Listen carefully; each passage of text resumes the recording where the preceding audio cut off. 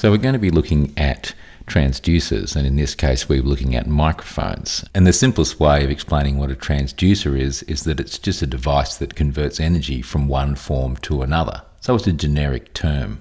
In this diagram you see a dynamic microphone, and a dynamic microphone is essentially a very simple transducer, and it converts from acoustic energy or sound pressure waves into electrical energy at the output. And that is the electrical signal or the analog audio signal that we actually end up putting through a preamplifier and then recording into our software such as Pro Tools. So the three parts of the dynamic microphone that perform this conversion from acoustic energy to electrical energy are the diaphragm, which is attached to a coil, and then that is sitting within a magnetic field which is being produced by a magnet.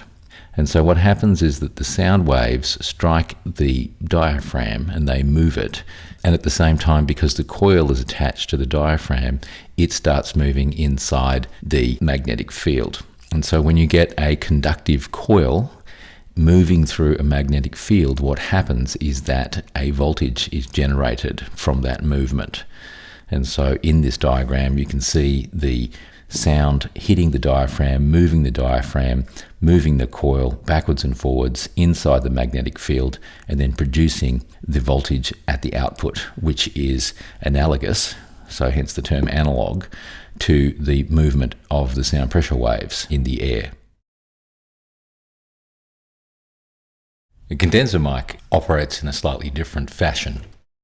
In a condenser mic, you have two plates that are separated by an air gap. So you have the diaphragm, which is the same idea as on the dynamic mic. It's what is responding to the variations in sound pressure waves, and that moves in relation to the back plate.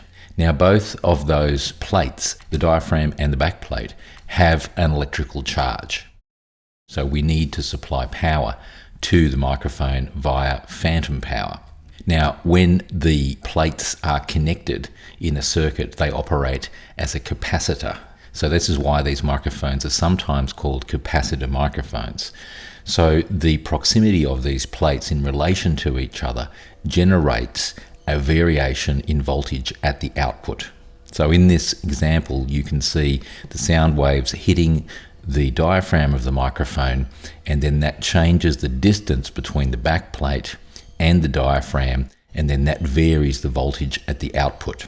As I indicated before, these microphones do require power because you need to charge these two plates in order for the microphone to work in this fashion.